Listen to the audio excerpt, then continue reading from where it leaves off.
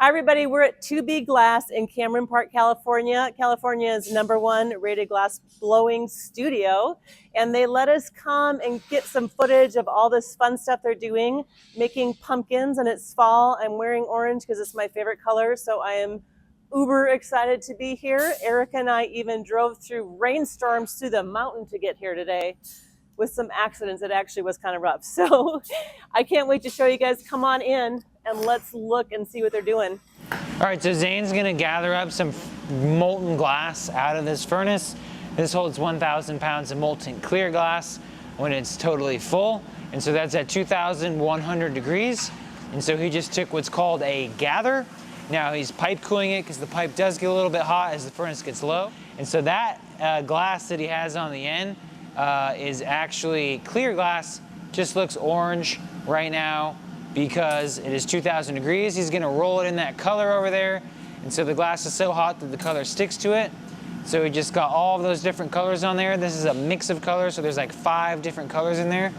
This is one of the ways that we can put color on the glass, and that is called frit, which is crushed up chunks of colored glass. So now Zane's gonna come over here, he's gonna heat it all in the glory hole. And you guys will see that once it's all heated in, that it will all be one now. It's kind of all melted in, it's no longer sharp. He's gonna come over here to the table, he's gonna roll the glass on the table.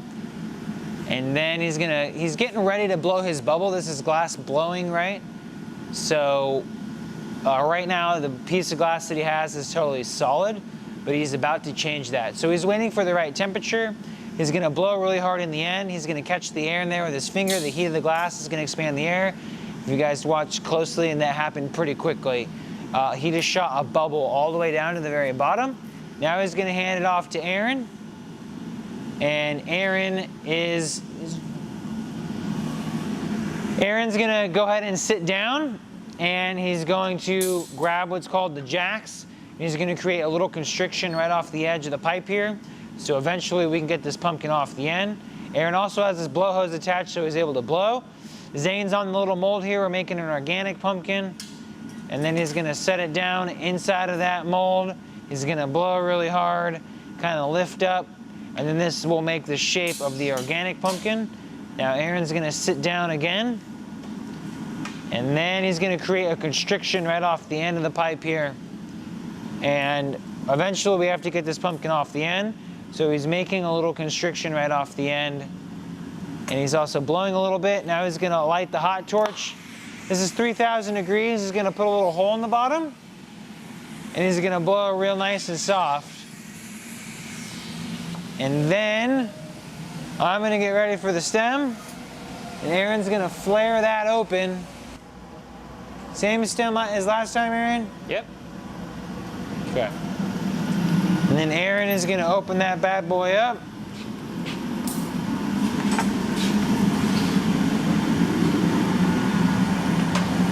I'm going in my color here for the stem, which is just one color and it's a little bit finer. I have to do 2 rolls. Okay, well, I'm still gonna hit this off.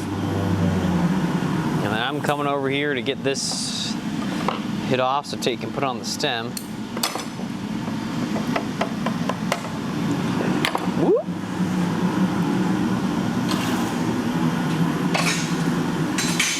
And Tate's kind of just doing what I just similarly did, but he's gonna go in a different type of mold. So all of our stems have texture on them. And then he's gonna run over here and he's gonna try to basically do this as fast as he can, because as soon as he comes out of the heat, he only has about 30 seconds before the stem will turn solid. So he's gonna push down, pull up.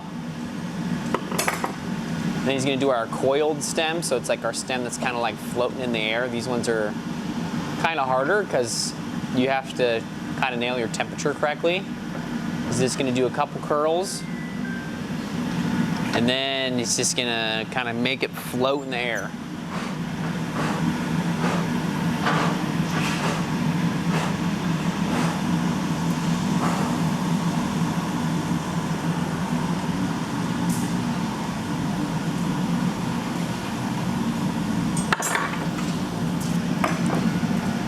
He's gonna try to cut it off, hopefully with a couple curls left. And then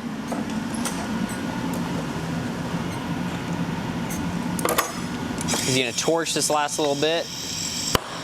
You might not believe us, but like that pumpkin's still at like 1,000, 1,200 degrees. Even though it doesn't look like it, like the torch that Tate's using right now, that torch is burning at like around 3,000 degrees. So he's just gonna make sure everything's nice and seated down nicely. And then he's gonna run this in the annealer, and the annealer sits at 915 degrees. And that's pumpkin. So now what's going on right now, Aaron? Our timing has to be perfect. That's why I'm looking at him, he's looking at me, we know exactly where we are. Aaron's pumpkin can't be too cold or too hot, right? If it's too hot, this is gonna deform and our shape will be ruined. If it's too cold, just what I said before, the whole thing's gonna explode. So it's like right as he knocks that off, I gotta come over here because we're on a limited time clock. The heated plate that I'm on buys us a little bit more time. You guys can see how hot and gooey the glass is. I get one chance to do this, so I'm going for the stem. If I mess this up, it is totally messed up. I'm gonna grab my stick, I'm waiting for the right temperature, I'm gonna wrap this around. You can see I'm going pretty quickly. The glass is starting to set up. This is probably the hardest color to stem, and it's a mini pumpkin, which also makes it harder because it's so small. So these are actually harder to make than the bigger pumpkin stems. So you can see that's rock hard. That is no longer moving, no longer moving. Now this glass is cold. Right here when I go to break it, you'll see it's actually gonna break. Like it's broken. I didn't cut through it.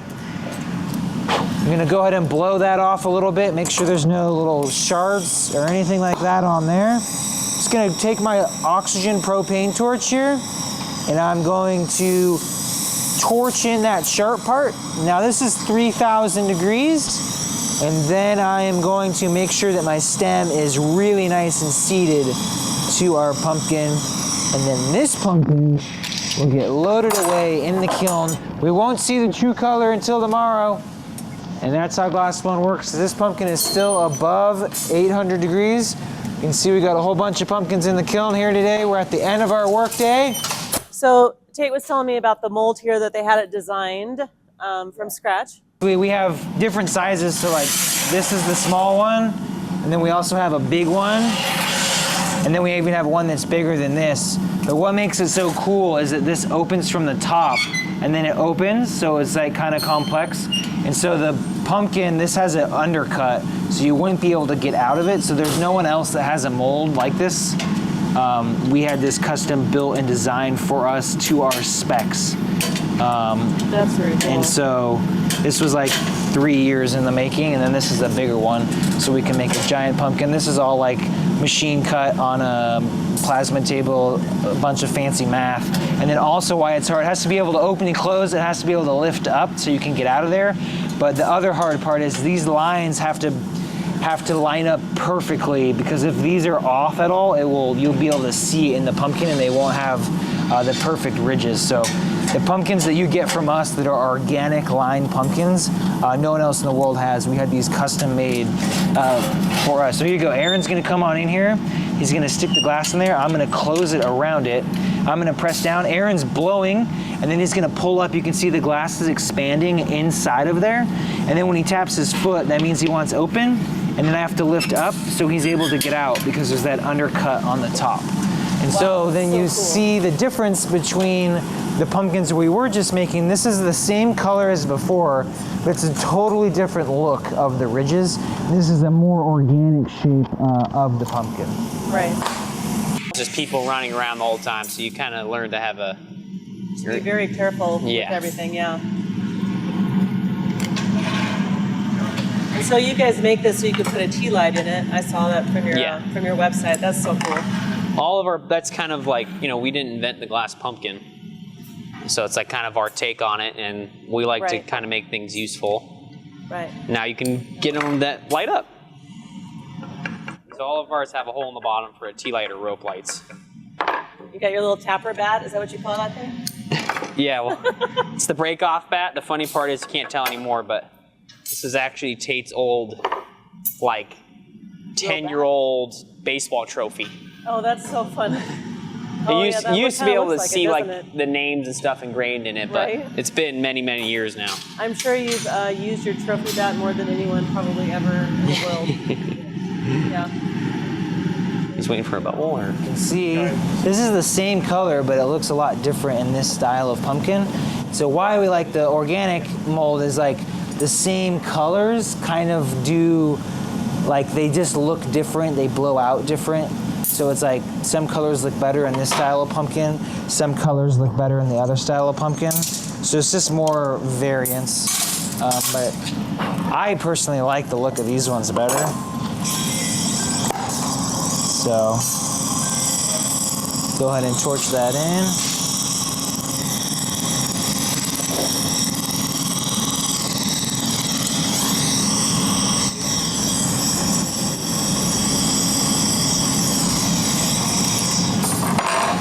There is a organic lucid caramel pumpkin. Ooh.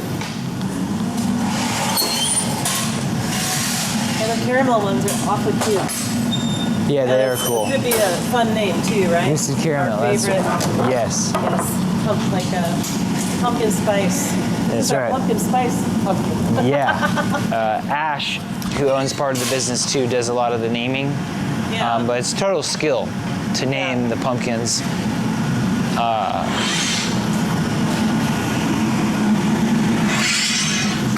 Which ones are harder to make, Aaron? These ones or the round ones?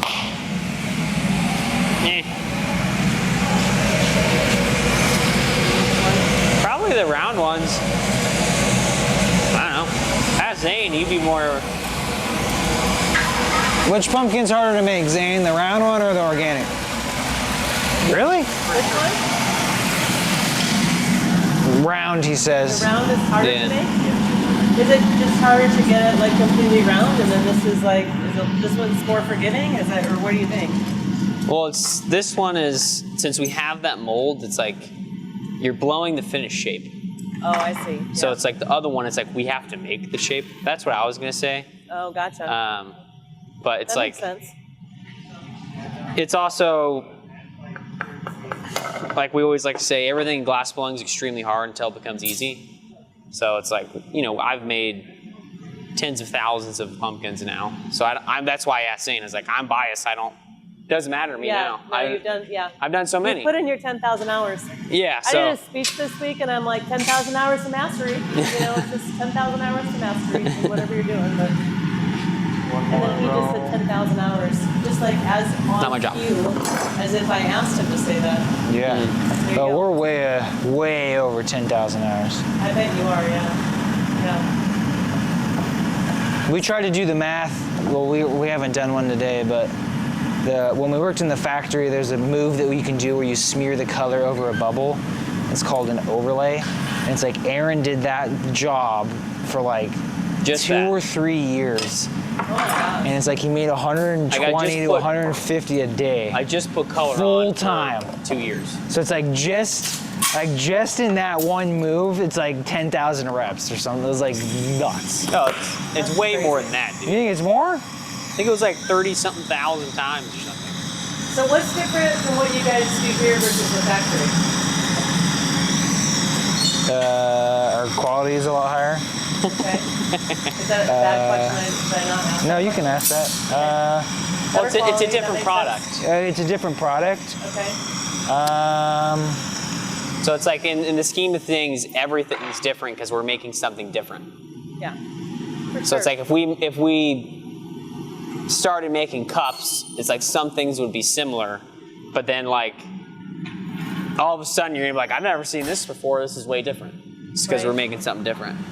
So are pumpkins your guys' kind of main thing all year long? That's what we're you known make and for the sell? most. The Yeah. pumpkins? Well, what we're known for the most is pumpkins and ornaments. Okay. We're known for the pumpkins the most because we do the hand blown glass pumpkin patch. We have this year we had 3 big events. We already had 2. There's the one coming up is next weekend, not this weekend, but the week after. City of Folsom, 12 artists, 6,000 pumpkins, and it's like a normal pumpkin patch, like you would go to when you were a kid, but they're all just glass. So it's just like a glass pumpkin patch. So we're known for that. So we've been doing that for Yeah. 7 years. It'll be the 7th year of the one with the Folsom.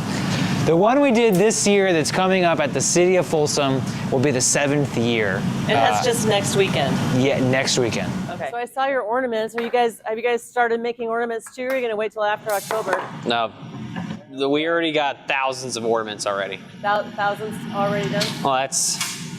I did see some in there, for sure. Yeah, we have some in there, but we have... This year is our first year we're trying to actually stay organized and like have proper inventory of stuff. So Tate will probably take you back there. We have boxes just full of like this, like, you know, if we had pumpkins, we would have 30 of this pumpkin sitting on the shelf. Right. But since it's pumpkin season, we don't really have much inventory. Yeah. Pumpkins first. I get so excited to decorate for fall, and it's all pumpkins and orange. That's why I had to wear an orange shirt today. I had to wear orange and black. You guys are also orange and black, so on accident, I was thematic. Yeah.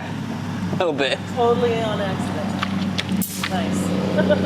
You'll have to start your pumpkin collection this year. Look at the back of his shirt here. It is like Mary's and theme colors. I did that right, so. So we are going to sit down now with Tate and Ash and just ask a few more questions. It was so fun to see you do all your work, Tate, in there in the studio. So I know you guys have been building this together for a while now. And Tate, I think you told us a little bit in there about how you started out, you know, started doing this when you were 17 and then worked in a factory for a while and all that. And then this came about. So how did it start? I know you said you've only been here 3 years, right? In this building, 2 years? 2 years in the building, yeah. Okay. So it's grown. How'd you come up with the name? To Be Glass. It was like our last name is Bezdek, and it's like, oh, is it to be glass or not to be glass? And like, we were young, and it was just like, all we were thinking about is glass and glass and glass, and that we should make, you know, something. Like, we just wanted to make everything out of glass. Like, oh, let's make a pot out of glass. Let's make all of our drinking out of glass. Let's make all of our bowls out of glass. It's like, but like everything should just made out of glass. And it's like, I'm not good at spelling either. So it's like, you know, it's like, hopefully people remember it. It's like, you know, making names is really hard. So it's like, it's just the number 2, the letter B, glass. Like, to be glass. Like, you know, you want to try to remember that. To be or not to be, but you're going to be glass. That's right. Something like that. Yeah, exactly. There's just like a lot of puns kind of in it as well. Right. You guys have a great entrepreneur story. So like, in your words, like how do you feel like you got here from the start? I know kind of the basics of how it started, but from the factory, let's go from there. Like from the factory, and you decided to be like, I'm going to start it on my own. How did that go? And you guys knew each other then, right? Okay. That's where we met. So me and Ash met in the factory. She was the buyer, I was the glass blower, and then I swindled her with my charm. With your charm and good looks and smokerography. That's right. It's a beautiful romantic story surrounded with glass. Aww. That's right. Yes. Very much so. Yeah, I think I knew very early on that I wanted to do my own business, and I like even like in high school I was like, I want to work for myself one day. I want to be my own boss. Like I want to do what I want to do, how I want to do it. And so like we work in the factory and we learned a lot there, but we knew that like once we got to the highest level, which was called the trimmer, that like I wanted to learn everything that I could learn there because we only made one product. And then like we were not allowed to leave until we were like the top of the food chain, got all of the skills we needed to learn there. Okay. And then from there I was like, okay, well now we did that, we kind of know how to blow glass. And then it was more of like, we knew early on that we wanted to have a business. And so I was like, okay, well how do we do that? Swindle me. That's how we do that. Yeah, swindle together. Get her on board, crack the whip. No, it was just like... I'm the whip cracker, just to be clear. Yeah. She's the boss and makes the boat float and go forward and everything. We're just the guys that blow glass in there. And I have like all the harebrained ideas. That's not totally true, but... You're a good partnership is what I'm hearing. So. Yeah, we all have different strengths, and I think we really bring them out in each other, and there's something about having a dynamic of 3 people, and maybe it would be there if there was just 2 of us too, just somebody holding you accountable and just saying like, we're not giving up. Like, you're tired today? I'm sorry, too bad. Like, get a coffee. So there's a lot of like encouragement and just keeping it going. And I think in the beginning that was really clear. I was looking for my thing when we met. I knew being a buyer wasn't my entire future, and I had been looking for something art related my whole life. I tried many mediums, and none of them just really clicked. And then I met Tate and Aaron, and we were working at the factory, and they would just say, when are you going to quit your job and just start working for 2B Glass? When are you going to quit and just start doing our business? And then the conversation just kind of, you know, they'd joke and say that, but then it would actually be like, well, seriously, like, could you quit? We'll blow glass and you can like get it going.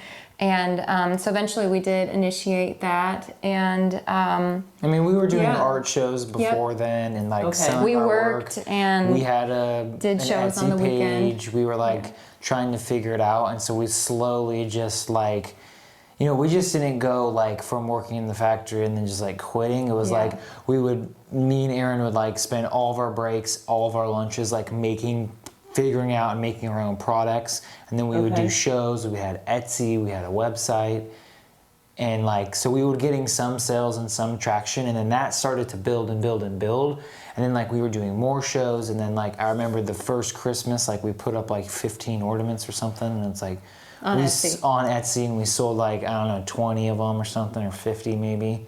Probably not 15 styles. Yeah, we sold 15. And it was like, we were just like, oh my God, like, that's awesome. how are we gonna make these? Like, what's happening? And so we kind of like saw the end of, like, you know, that it was possible. And then in the background, we were building all the equipment, and we built our first shop in my mom's backyard. And so we kind of had all the pieces. We kind of knew all how it worked, and we just would spend our time like building equipment, learning how it would work. We became friends with the maintenance guy at the factory, and then it was just like a slow transition of like, okay, we're starting to sell stuff, it's kind of happening, we have all the equipment, and then one day we went home, we turned everything on, and it worked. And we were like, all right, like we officially have like all a the parts and studio, pieces. all the parts and pieces work. Like it was nothing like the scale that it was on now. It was very small. Like we didn't have any money, so it was like very rudimentary, like very small. We made a lot of the stuff, and then it was like it all worked one day, and we were like, all right, like we have a working studio. And then I was like, okay, well, like let's sign up for some more shows and let's do a little bit more. And then like there was this like a turning point where we're like, all right, we're going all in. It was like May 2018. April. Like right into summer. 2019? 2018. 2018, okay. And then we were like, all right, let's do it. Like, I quit in 2017, like August, September, got like little things ready to go, as far as like the website, having packaging, having a business card, booth display type stuff. Yeah. And then they still worked at the factory, continued to make product on their breaks and on lunch and on the weekends. You were allowed to make work at the factory that's cool. in your free time. And it really helped develop the skills of the employees there, to give them that free time to really test out what they can and cannot do, instead of having them do that while they're trying to make product. Right. So it was a win-win situation, and they made work. And then they quit in April, and we had a rainbow school bus, a mini rainbow school bus that we used to do all of our art shows. So we would travel and sleep in the school bus, and our biggest year was 44 art shows. So we did almost every weekend, and simultaneously put the shop together in Orangevale and did the shows, and then COVID hit, and shows were done and we weren't doing anything. So we pivoted quickly, bought some camera equipment, photographed a few lines of work that we wanted to put on Etsy, learned how to take pictures and how to be a photographer. Yeah. This guy was there the whole time. Such a sweet dog. And He's such a sweet dog. So good. I'm like just so careful around all the glass and all the fire and all the people coming in and out. Yeah, he's a love. So yeah, then we went online and stopped doing art shows, and Etsy really took off. So we were really successful there, and that really grounded us. And even through COVID and everything, it was really successful. We just saw more and more and more growth, and yeah, it's kind of the rest is history from there. It's been a lot of the same, but what has been different is we've become more refined versions of ourselves, and more entrepreneurial, more efficient, more resourceful. We know how to, work with overseas suppliers. We know how to, we have a CPA now. We know what we want our future to look like. We have a year plan. It's not, like, what are we going to do next weekend? So yeah, it's a lot more sophisticated now, and that's really, really exciting and amazing, because when you are just in the swamp the first couple of years of just trudging through, and every day you arrive at your email with more notices of how you need to be doing it differently from either the county or the city or your CPA or a customer, and you really learn how to be a business person by practicing it. And so that seems like really good advice. Like, you learn by doing it, and you can't see the 5 years down the road necessarily when you're just trying to start. Yeah, you don't know what you don't know, right? Yeah. That expression. And so it takes time. And I think, some people might grow up with a business background or business degrees, or family businesses that give them, a little bit more of a guide. But my degree is in international studies, and both Tate and Aaron went right into glassblowing out of high school. So none of us have business experience, and so it was a lot of winging it and figuring it out as we go. But I think all three of us are really resourceful. And you learn as you go. And Tate said he listens to the most of anyone on Spotify. Self-educated for sure. Business, is that right? You I'm listen in to the more top 1% of listeners for business and tech, whatever that means. Hours and hours. I listen to hours. I listen to a lot of stuff, and I didn't think when I was younger that I'd like business. I always didn't like it. But then the more is that we did it, and it just got funner and funner, and it's always a problem to be solved, and I really like problem solving and complex issues and long-term vision and planning, and so I really excel at that stuff. So it's more it's just a big game. It's a game that if you win, you get to be more successful and make more money, and people love your stuff, and you grow, and your work becomes better, and it's you become a better person. And I kind of think we think that to move forward in business too, you have to be able to move forward personally too, and you have to kind of work through your problems and issues. And so to get to the next level or move forward, it's you also have to do a lot of work on yourself. And so it's just a great full circle thing that it's you have to work on yourself, work on the business, and everything has to exist together because you kind of are the business. Yeah, you're doing the negotiations, management, people skills, customer service skills, obviously all of those things. And when you start when you're 17, you usually don't have any of that. No. So so it's been really. Even if you're 37 or older, you don't always, unless you don't know until you learn it. So, exactly. So that's been fun. We both like to grow. We both like to learn. So it's been really fun to just be challenged. It's been stressful also, but it's been really good too. It's understandable for sure. Well, and you also get to do something you really enjoy. Obviously, if you started right off the bat with it, so building a business from something you really enjoy, I imagine that's kind of peak life stuff, Yeah, that's what keeps you going. I know it's so cliche to say. There's an expression that says you never work a day in your life if you're doing something you love. I think that's a little pushing it, stretched. But knowing that we love this, whenever I'm having hard days or really stressful weeks, we recently had a hacking situation into our banking account information, and so that was very stressful. And it puts you in perspective. You stop and you go, do I still want to keep doing this? Has this pushed me over my limits, or can I push through this challenge and come out better in the end? And so yeah, there's a lot of stress, but that makes you try harder and work harder, and then, you know, usually we're proud of ourselves in the end. And sometimes we're like, ooh, could have done that better. Yeah, just But we like to mostly say, you know, just 1% better every day. And so it's like, you know, you have crappy days and you have good days, but it's like, just work through it, and then you just keep going, and it's just like, if you just keep doing it, like, you're gonna get better at it. So it's just like, you know, we've made a lot of mistakes and a lot of mess ups, and then it's like, you're like, okay, well, we're not gonna make that mistake again. Like, add that one to the list. Moving forward, like, you just learn so much every time. And so it's like, you just don't know what you don't know, and then you do it, and you're like, ugh, let's not do that one again. And then it's just like blowing glass. Blowing glass is the same way.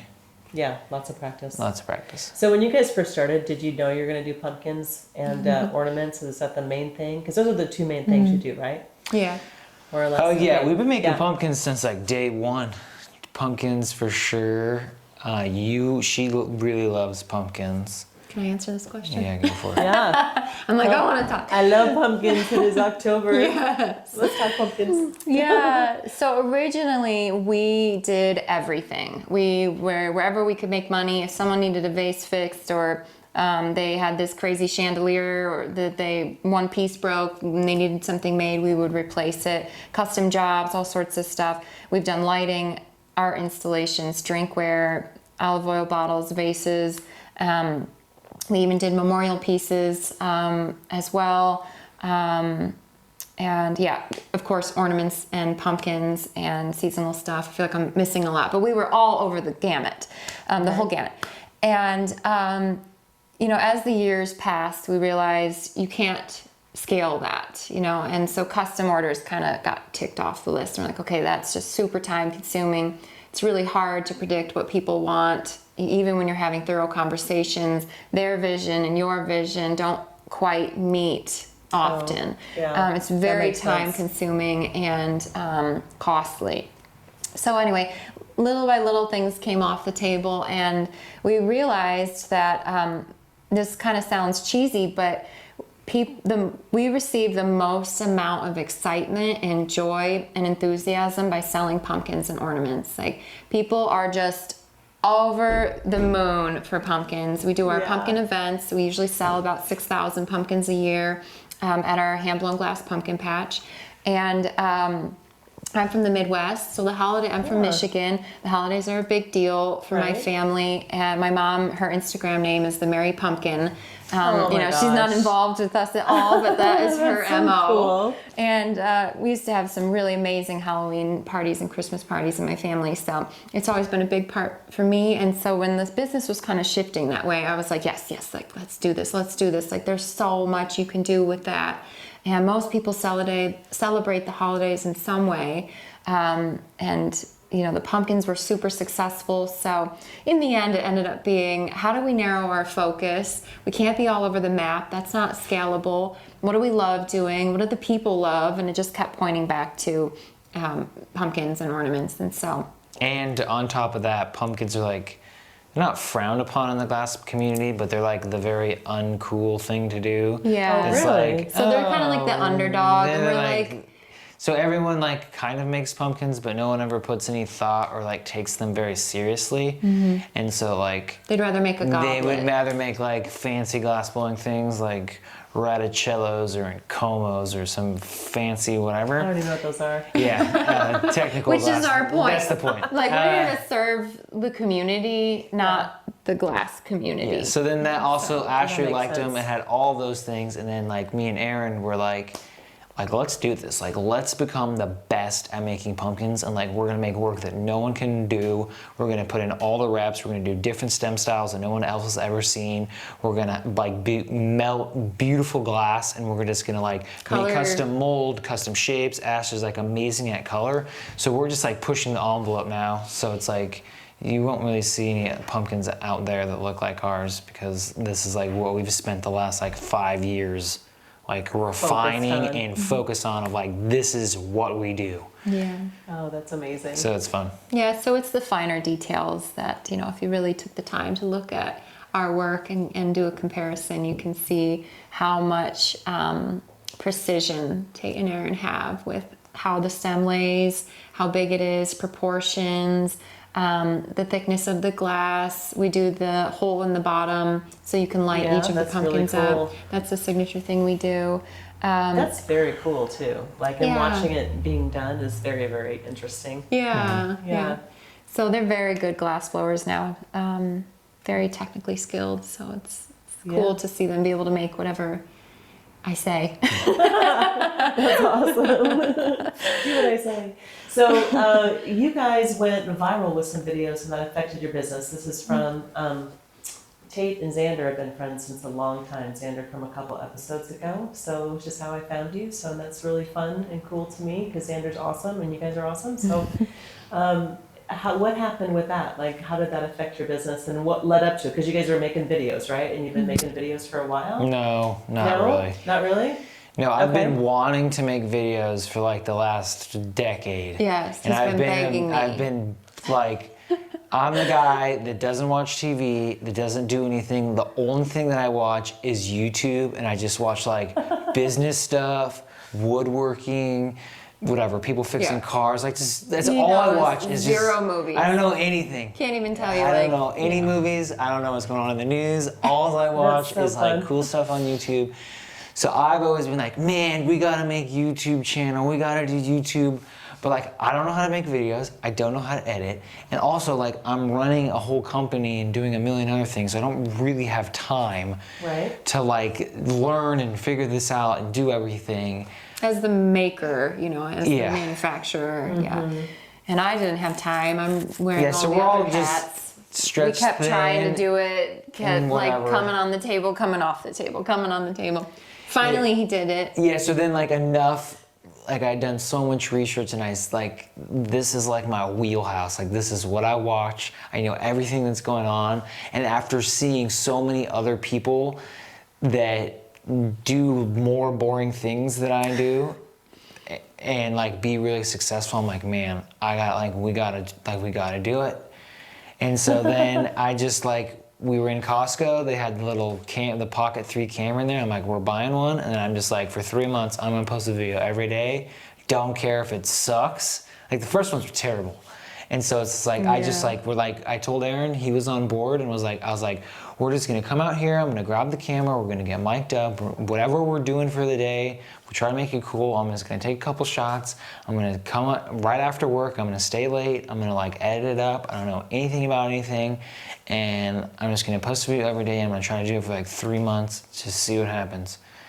And then like relatively quickly, well, I guess like in the first 2 weeks we had one that went viral, but it was just music and it was like 20 seconds and it was just me making a pumpkin stem. It got like 20 million views, but nothing happened. It was just like, It was just cool video. Cool video that like no one bought anything, like nothing happened. I think we got one order, maybe it was 2 orders. And I was like, oh my God, like we got 2 orders, we got one order. That's pretty cool. Yeah, it was cool. So I was just like, 2 orders. it was cool. And so, but then from there, it was like, okay, like we got 2 orders for this one video. You know, it got 22 million views, like, but it was just like a song of like, it was very rudimentary. Views and sales won't necessarily correlate. Yeah. So then I was like, okay, well we got like, that's cool. And then I was like, okay, we got to keep it going. We got to keep it going. And then like we had some slow traction and then we had like a couple get some, and then like a month in, maybe a month and a half in, we had like 3 videos all go viral within like a week or a week and a half. And then from that point, it was just like nuts. Like, wow. Just like. Oh, was that just this year too? Yeah, like a couple months ago. Oh my gosh. Yeah. I think I saw one. I'm sure you did. Before I met Xander. Because I'm like, oh my gosh, it's so cool. It's just like when I was in there, I'm like, oh my gosh, it's so cool. How much pretty does the sure it one was you have? guys. I don't know what it is now, but a couple of days ago, there's one video that has over 111 million views. And it has like hundreds of thousands comments on it, and some of those comments individually have thousands and thousands comments on them. Nuts. It's absolutely nuts, and it also exploded our Instagram and our Facebook page. We had like 5,000 followers on Instagram and like 100 on Facebook, and our For Facebook, like years. For years, 7 years. I mean, and I've been trying, like, you know, posting on Instagram, doing what they say, like you got to be posting consistently, trying so hard to make time for that with everything else, and it was just such a lost cause.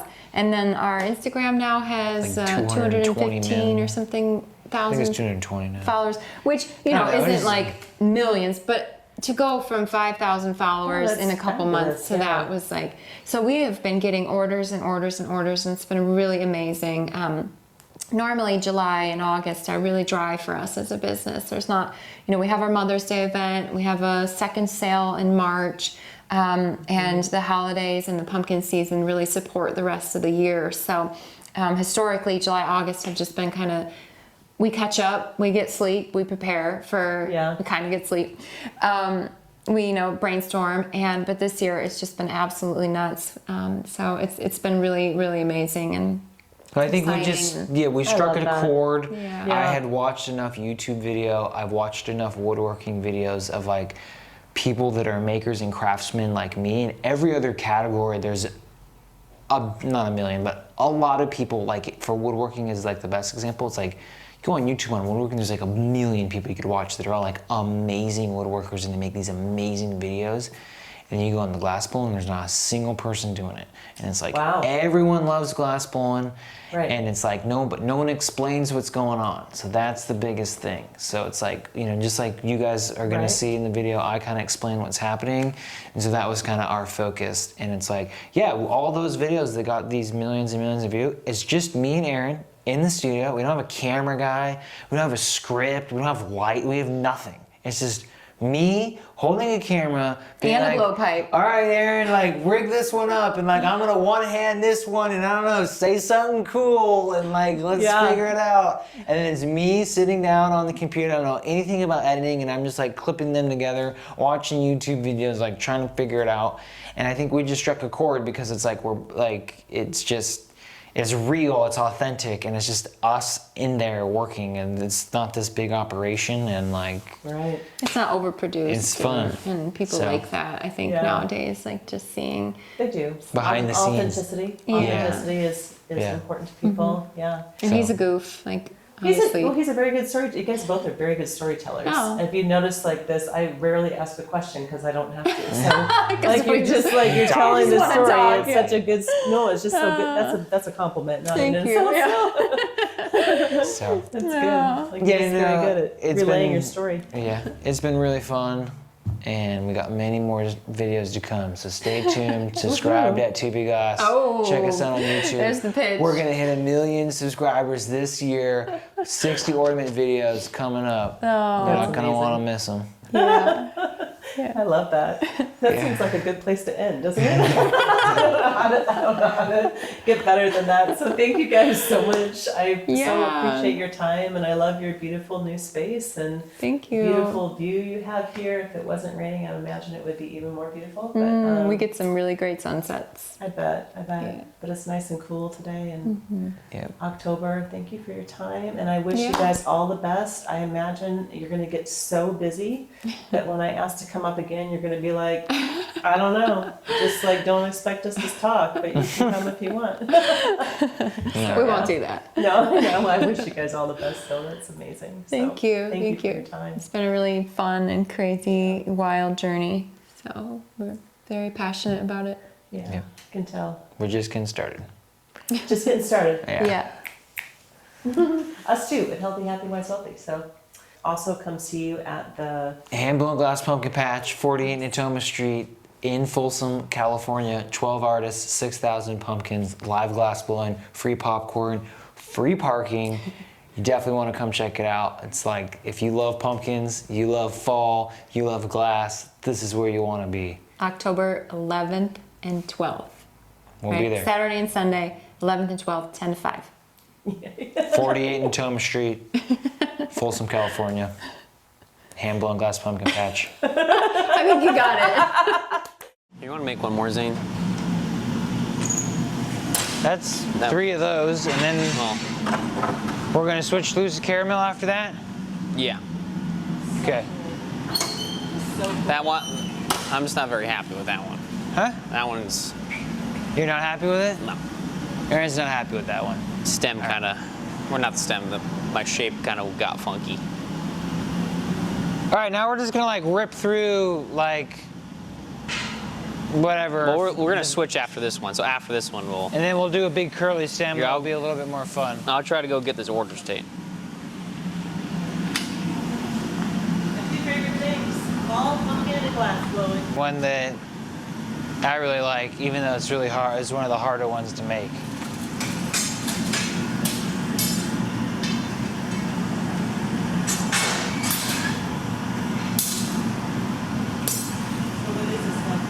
It's lucid caramel. Lucid caramel. That's what it's called. Lucid caramel. This is the 2021 pumpkin of the year. Lucid caramel, and it's like 4 colors in one, but it's the same color. It's like iridescent. Yeah, it just has a bunch of weird stuff. You'll see. Yeah.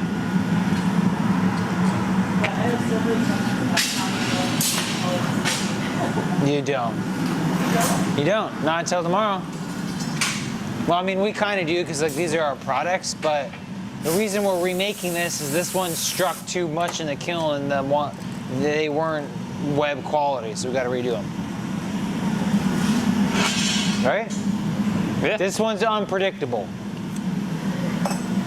Like Tate can show you, they're still sitting over there. What this looks like compared to what it finishes out as sometimes is way different. You start the next one, Zane. No water break for you.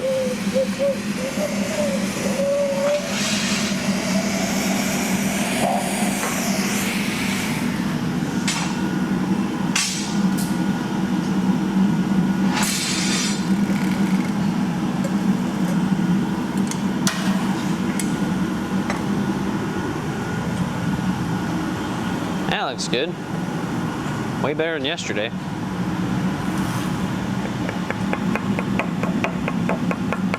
Oh, come on.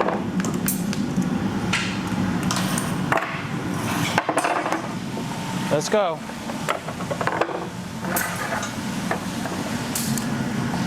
So this will be our full curly stem. The one we were doing before was the coiled stem. This one's No, that one looks faster right, and dude. bigger. Right now. Well, yesterday they all looked clear and then they all turned brown. It's just because that kiln, dude. Yeah, it's So that glass is already setting up. See, it's starting to stiff up. I'm gonna Like get we this did all at the the way beginning, around. plate two one on the top shelf on the Bam. left, right next to Elvis. It's a pretty good looking stem.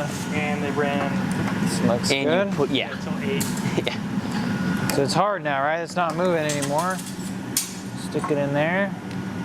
And we did those like Blow off some of the shards. first thing. Now it's sharp right there where I cut it because it broke off. Where the top selling pumpkin. You can see it kind of changes when I hold it up. Did you like that? You can watch more episodes here, subscribe over here. We actually have new episodes with awesome guests every Thursday, so check back in. Is that all?